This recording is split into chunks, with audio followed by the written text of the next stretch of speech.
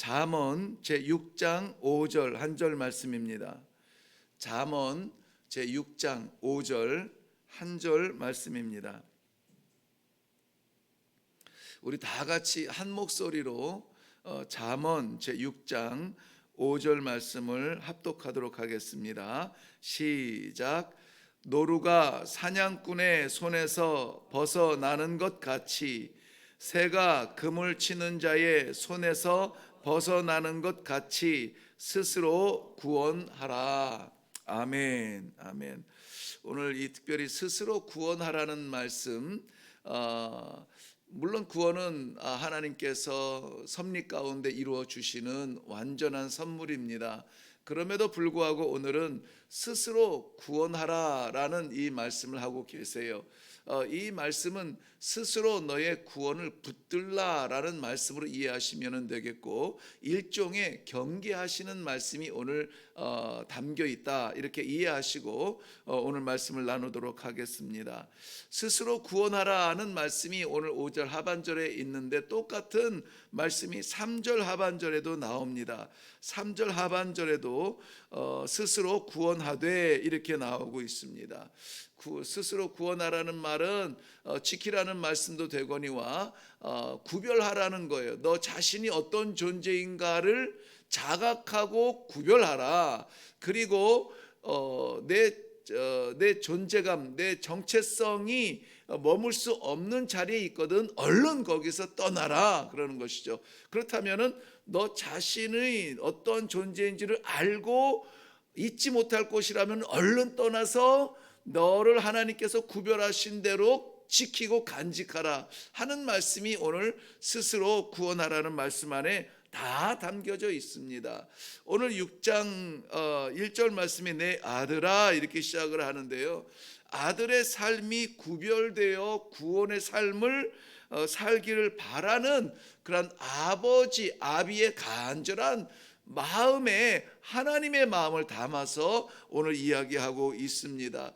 이 아버지가 자식을 불러서 권고하는 그 사랑에 하나님의 마음을 그대로 담고 있습니다. 그렇기 때문에 오늘 이 말씀은 솔로몬이 그 자녀들에게 하는 이 가정적 메시지가 아니라 하나님께서 그의 자녀들에게 하시는 영적인 메시지로 받으시기를 바랍니다. 저는 잠언을 묵상할 때마다 이 개인적인 묵상으로 받아들이기보다는 우리 가정이 허락하신 말씀으로 습관적으로 그렇게 이해를 하고 있습니다. 선교지에서도 아이들에게 특별하게 주일학교가 있는 것도 아니고 가정교육을 특별히 아이들을 향해서 구별할 수 있는 것도 아니고 그저 이 외골수의 성품을 가진 사람들의 단점이 그거예요. 일중심인 거예요. 일중심이고 하나님께서 나를 선교사로 부르셨고 선교 사역에 내 사명을 다해야 된다 그러면은 그냥 선교 외에는 다른 거는 보이지 않는 거예요. 참 왜 그랬는지 좀 미련하게 그랬어요. 그러니까는 가정도 돌아보면서 자녀들의 그러한 그 청소년기의 그런 어려움도 좀 헤아리면서 이런 것들 균형을 좀 맞췄어야 되는데 그저 그 선교 사역 외에는 다른 것이 보이지 않아요. 사람도 이 선교사로 보내셨으니까는 이 선교사의 심장에 있는 이 복음이 필요한 예수를 알지 못하는 현지의 영혼들만 보이지 내 옆에서 눈 동그랗게 뜨고 있는 자녀들을 볼 수가 없었어요.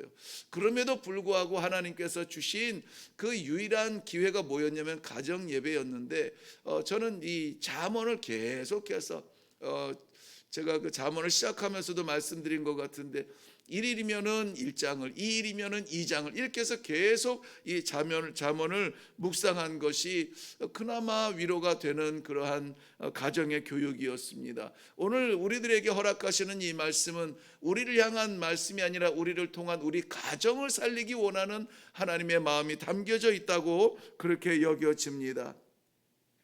자, 여기에서 아들이 자신의 정체성 구별되고 특별하게 선택되어서 하나님의 자녀로 살아가야 되는 그러한 자녀임에도 불구하고 오늘 그 자녀가 강하고 담대했으면 좋겠는데 연약한 존재로 보여요. 어느 정도로 연약하냐면은 노루와 새처럼 그렇게 비유가 되고 있습니다. 한 절 더 나가면 심지어는 개미에게도 비유가 될 만큼 연약함을 가지고 있어요. 그런데 이 자녀가 연약한 것도 안타까운데, 게다가 노루와 새 같은 연약함 주변에 누가 있다고요? 사냥꾼이 있고 또 올무를 놓는 자들이 있다는 것입니다. 이 노루를 잡는 사냥꾼이 있고 이 새를 잡는 이 금을 치는 자들이 있다는 겁니다.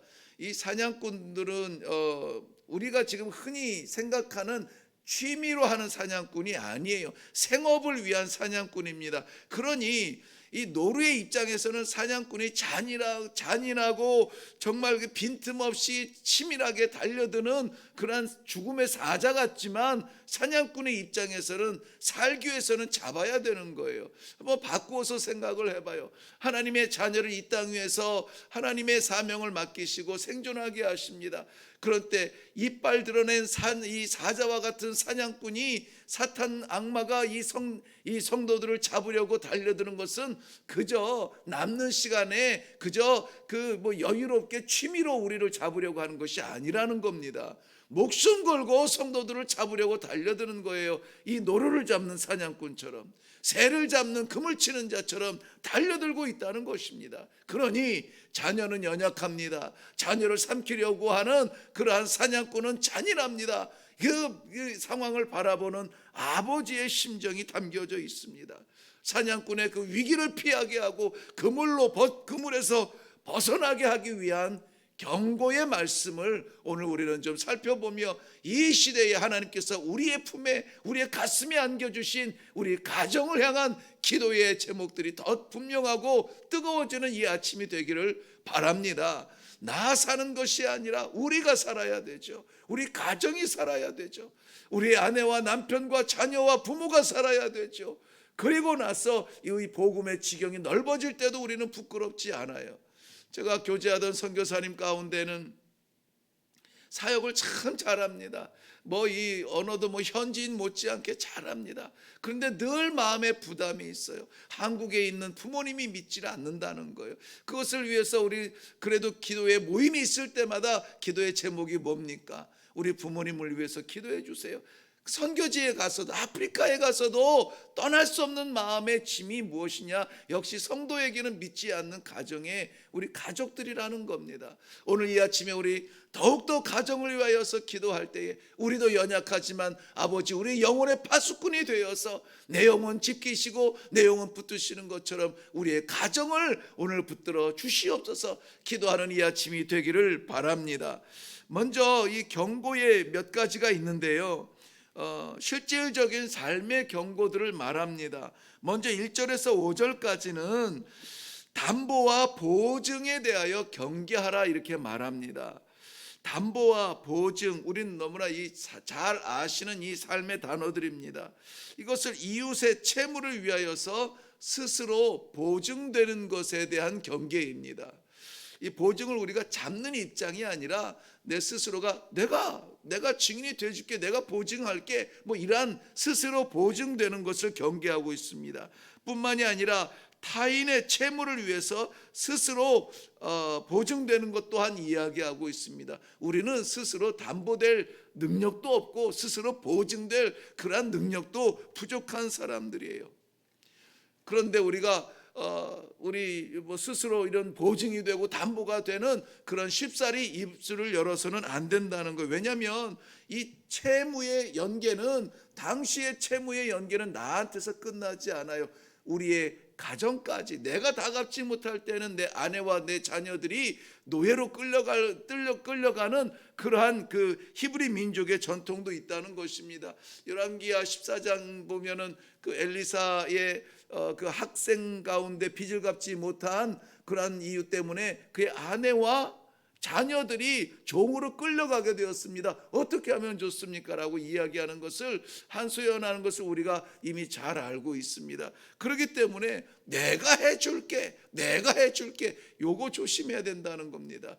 담보 잡지 말며 이 보증되지 말라는 이 말씀은 오늘 우리 실질적인 생활에서 너무나 기묘하게 다가오는 말씀입니다. 참고적으로 말씀드리면 이것을 이제 채무자의 입장에서 담보되지 말고 스스로 보증하지 말라는 그러한 말씀도 되지만은, 저는 이 말씀을 묵상할 때 오히려 그 반대의 입장에서 크리스찬들이 담보와 보증을 생각할 때 어떻게 해야 되겠는가? 채권자의 입장에서도 마찬가지입니다. 채권자의 입장에서도 이웃의